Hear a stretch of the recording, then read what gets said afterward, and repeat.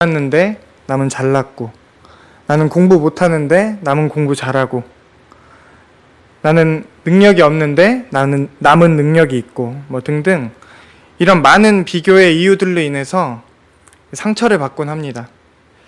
또 다른 한 가지는 그리스도인들에게 많이 일어나는 것이기도 한데, 어떤 일이 잘못되었을 때 비난의 화살을 자기 자신에게로 돌리는 것입니다. 다른 사람의 입장부터 생각하는 성향들이 강하기 때문에 다른 사람의 상황과 그런 환경을 먼저 생각하다가 정작 자신을 위하지 못하고 자신을 존귀한 존재로 여기지 않고 그냥 하찮고 천한 존재로 여기며 자기 자신을 먼저 비난하게 됩니다. 그 때문에 받지 않아도 될 상처를 떠안는 경우가 많은 것을 봅니다. 우리 인생의 가치가 무엇으로 결정됩니까? 세상에서는 돈, 학벌, 능력 등 다양한 기준을 제시하면서 끊임없는 경쟁을 요구하고 있습니다. 함께 가는 것보다 남을 밟고 일어서며 가는 것을 정당화하며 교육하고 있습니다. 그리스도인의 인생의 가치는 달라야 합니다. 우리는 바다 한가운데 있는 배와 같은 사람들입니다. 그게 무슨 말이냐면, 세상이라는 바다 한가운데 우리가 속해 있지만 구별되어 있는 사람들이라는 뜻입니다. 그래서 세상의 기준들이, 세상의 가치들이 우리를 덮쳐올 때 우리는 그것들에 빠지지 않고 구별되어야 합니다. 그리스도인의 인생의 가치는 세상의 기준으로 결정되는 것이 아니라 하나님의 기준으로 결정되어야 합니다. 하나님이 창조하신 우리의 인생은 존귀한 것임을 믿으시기를 축복합니다. 오늘 말씀의 배경은 이사야 42장 마지막 단락에서 구원에 관한 이스라엘의 절망적 상태를 묘사하고 있는데, 하나님으로부터 이러한 평가를 받은 백성들은 많이 절망에 빠졌을 것입니다. 근데 이러한 사실을 염려하는 오늘 저자는 오늘 말씀에서 반복하여 하나님의 구원과 회복의 사실을 밝히고 있습니다. 오늘 말씀을 통해서 하나님이 창조하신 인간이 왜 존귀한가, 그 이유를 찾고 그 속에서 우리의 자존감을 회복하길 원합니다. 첫째로, 우리는 하나님의 영광을 위하여 창조된 자입니다. 우리는 하나님의 영광을 위하여 창조된 자입니다. 우리 7절을 한번 읽어보겠습니다. 7절 한 번만 띄워주시고. 7절을 한번 같이 읽어보겠습니다.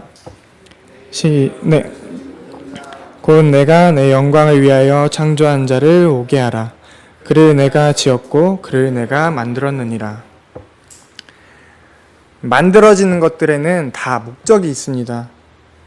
몇 달 전에 세상을 떠들썩하게 했던 알파고를 모두들 아실 것입니다.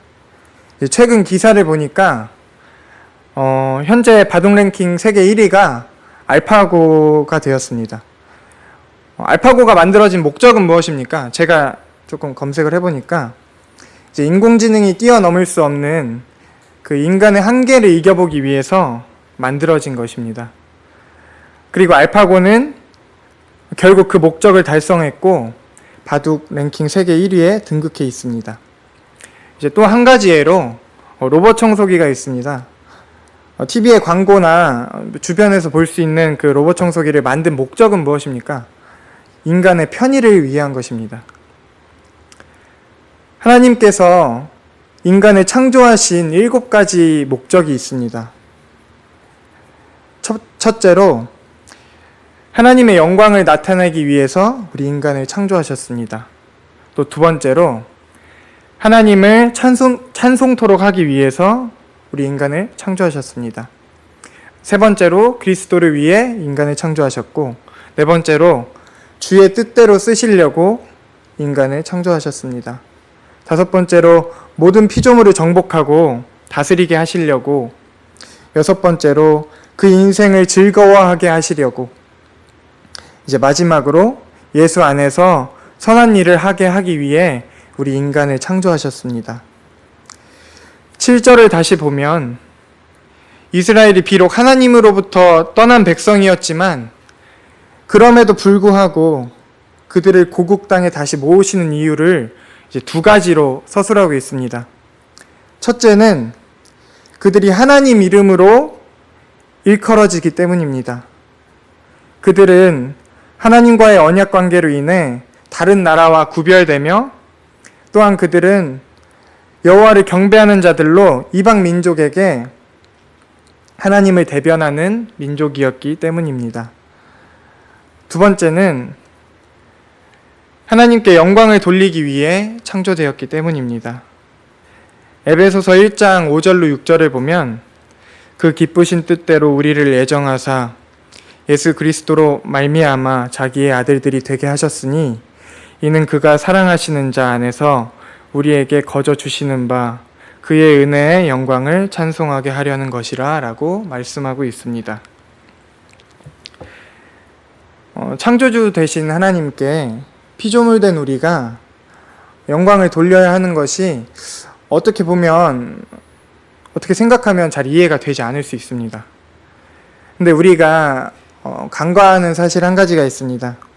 그것은 무엇이냐면 하나님이 피조물을 위해 존재하시는 것이 아니라 피조물 된 우리가 하나님을 위해 존재한다는 사실입니다. 제가 작년에 유럽으로 여행을 간 적이 있는데 패키지 여행이라 가이드가 같이 다녔습니다. 근데 자신이 성지순례도 가이드를 했다고 얘기하면서 구원이나 받아볼까 하고 교회를 잠깐 다녔었다고 그렇게 얘기를 하는 걸 듣고 저는 좀 많이 당황했습니다. 여러분들도 잘 아시겠지만 하나님은 알라딘에 나오는 요술램프 지니가 아닙니다. 좀 전에 말씀드렸듯이 우리가 하나님을 위해 존재하는 것이지 하나님이 우리를 위해 존재하시는 게 아닙니다. 구원 달라고 하면 그냥 주시고 필요한 거 달라고 하면 주시고 그런 분이 아닙니다. 이 사실을 믿으시기를 원합니다. 사랑하는 성도 여러분, 우리는 하나님의 거룩한 목적을 위해 지음받은 자들입니다. 그 거룩한 목적은 각자의 삶마다 의미와 깊이가 다를 것입니다. 그 거룩한 목적의 발견은 말씀과 기도를 통해 하나님께서 우리 삶에 주시는 비전과 또 발견되어지는 달란트로 할 수 있습니다. 그 바탕, 제일 첫 시작이 우리가 하나님께 영광을 돌리기 위해 창조된 자라는 것을 깨달아 알기 원합니다. 자, 두 번째로 하나님이 사랑하시고 보배롭고 존귀하게 보시기 때문입니다. 하나님이 우리를 사랑하시고 보배롭고 존귀하게 보시기 때문입니다. 우리 말씀 본문 4절을 함께 읽어보겠습니다. 네, 4절입니다.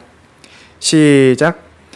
내가 내 눈에 보배롭고 존귀하며 내가 너를 사랑하였은즉 내가 내 대신 사람들을 내어주며 백성들이 내 생명을 대신하리니. 아멘. 4절을 보면 사실 본질은 이스라엘이 본래는 보배롭고 존귀한 존재는 아니었으나 하나님께서 그와 같이 여기셨다는 의미가 강력하게 암시되고 있습니다. 그와 같이 우리들도 본래는 죄된 인간으로 죽은 존재이나 하나님께서 우리를 백성으로 택하셔서 존귀하게 여기시고 예수님을 우리에게 대속물로 주심으로써 우리를 죄에서 구속하셨습니다.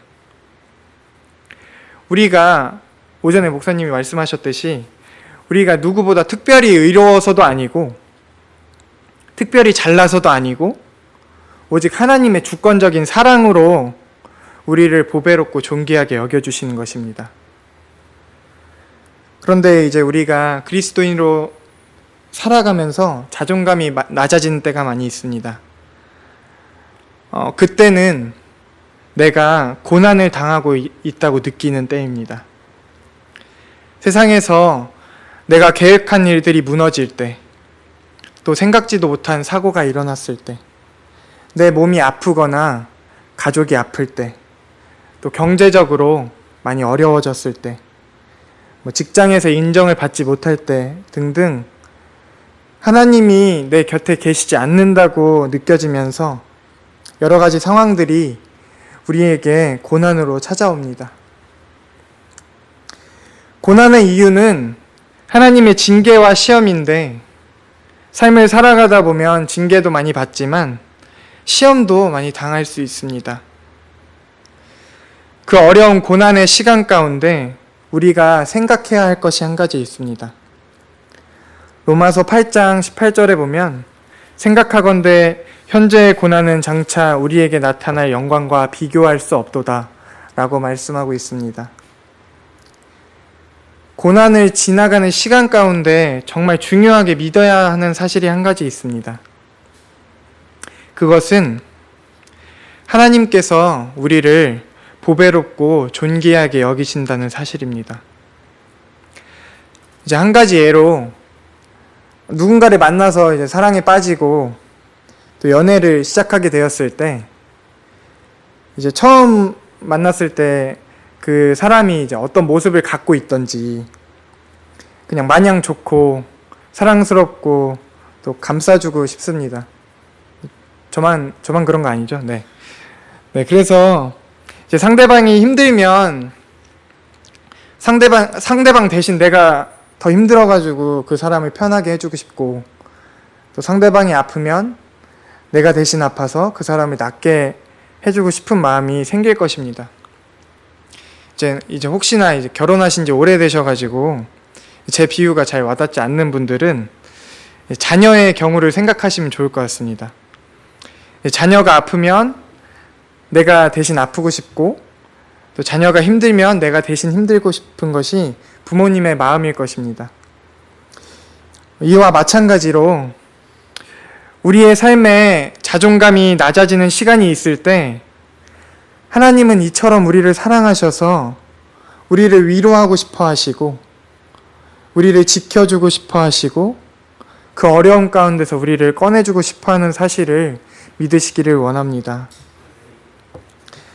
사랑하는 성도 여러분, 천지를 지으시고 모든 것을 주관하시는 하나님이 저와 여러분을 사랑하십니다.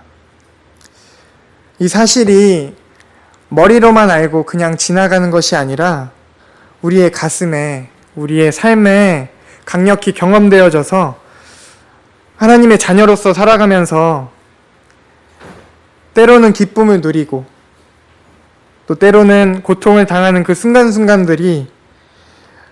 순간순간들에 우리의 자존감이 낮아지는 것이 아니라 하나님의 사랑을 더욱더 깊이 경험하는 시간들이 되기를 원합니다.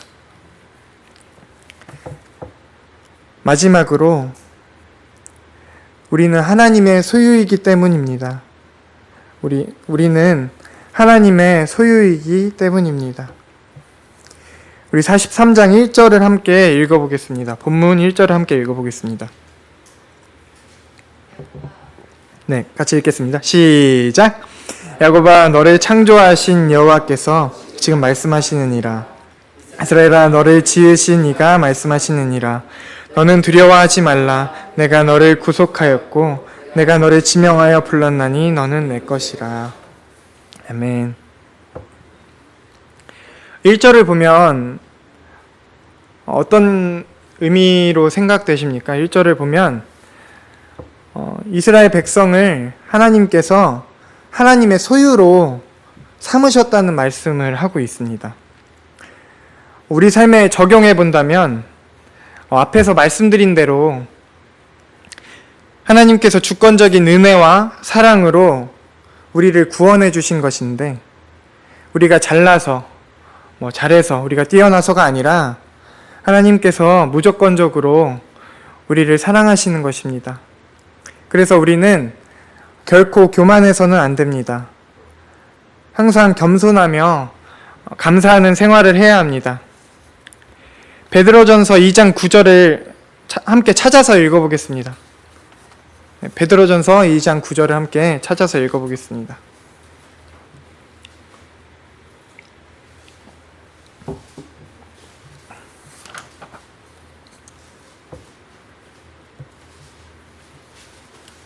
네, 베드로전서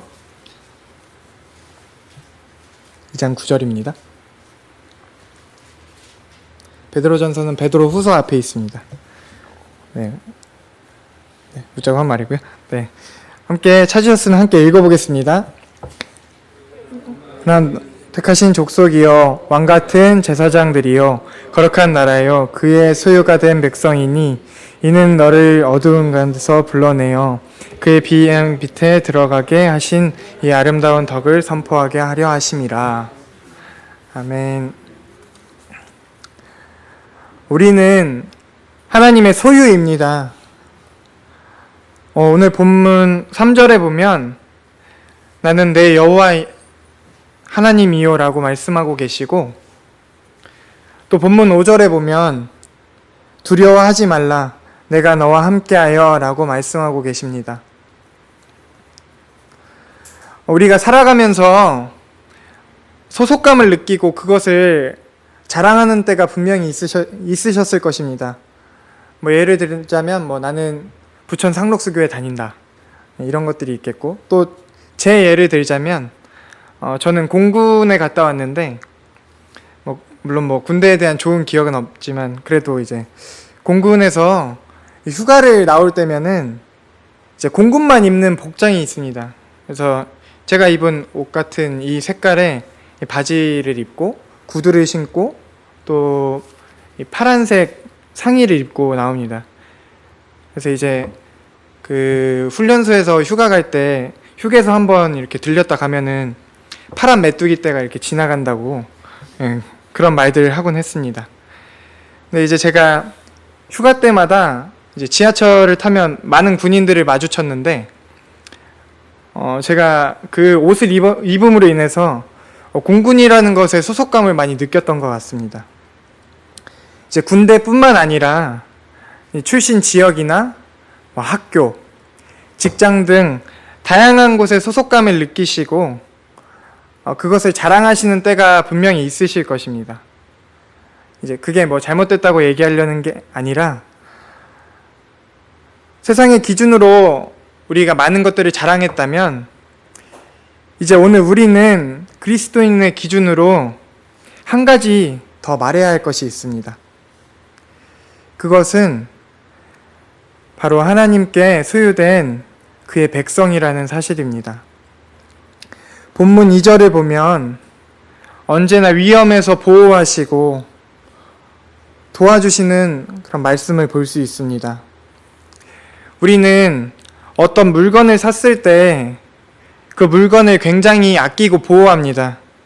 예를 들어서 핸드폰을 샀을 때, 또 노트북을 샀을 때, 차를 샀을 때, 냄비나 식기를 샀을 때 그것이 상하지 않을까 처음은 조심해서 이제 다루는 것을 볼 수 있습니다. 그 이유는 무엇입니까? 그것이 우리의 소유이기 때문에 그렇습니다. 우리는 하나님께 소유된 자녀이자 그의 백성입니다. 하나님께서 우리를 소유하셨는데 우리가 처음 샀던 물건들을 아끼듯이 하나님께서도 우리를 아껴주시고 지켜주시고 보호해주시고 인도하시지 않을까요? 그런데 우리가 새롭게 산 물건들이 이제 시간의 지남에 따라 그 소중함을 잃게 되고 그냥 막 사용하는 성향들이 있습니다. 하지만 하나님께서는 처음과 변함없이 우리를 아껴주십니다. 말씀을 정리하겠습니다. 오늘 말씀을 통해서 우리는 인간이 왜 존귀한지 그 이유를 찾고 그 안에서 자존감의 회복을 회복의 이유를 들었습니다. 첫째로 우리는 하나님의 영광을 위해 창조된 자들이라는 사실이었습니다. 기억해야 할 것은 하나님의 피조물 된 우리가 창조주 되신 하나님의 창조 목적에 맞게 살아야 한다는 것입니다. 둘째로 하나님이 우리를 사랑하시고 보배롭고 존귀하게 보시기 때문입니다. 천지를 지으신 하나님께서 우리의 연약한 모습과 상관없이 우리를 사랑해 주신다는 사실이었습니다. 마지막으로 우리는 하나님의 소유이기 때문입니다. 하나님의 소유이기 때문에 언제나 우리를 보호하시고 지키시고 인도하신다는 사실이었습니다. 사랑하는 성도 여러분, 삶을 살아가다 보면 자존감이 낮아지는 경우가 있습니다. 지금 여러분의 상태가 어떠신지 저는 정확히 모르지만 분명 지금도 자존감이 낮아져서 상처 속에 계신 분들이 있을 거라 생각합니다. 자존감이 낮아져 삶의 의미와 목적을 잃고 우울하시다면 오늘 이 말씀이 여러분에게 위로의 말씀으로 마음밭에 새겨지시길 축복합니다. 우리는 자꾸 잊고 살아가지만 하나님은 단 한순간도 저와 여러분을 사랑하시기를 포기하지 않으셨고 우리가 태어나기 전부터 지금까지 또 앞으로도 바닷가의 모래알보다 더 많은 생각으로 우리를 살피시며 우리를 향한 놀라운 계획을 가지고 계시고 그 계획 안에 사랑으로 우리를 인도하신다는 사실을 믿으시길 축복합니다. 그리하여 삶에 어떠한 고난이 다가오더라도 주님이 우리를 사랑하신다는 사실 하나만으로 우리의 자존감을 잃지 말고 어려울 때 하나님을 더 바라보며 우리의 믿음의 경주를 달려나가시길 소원합니다. 함께 기도하겠습니다. 제가 기도하겠습니다.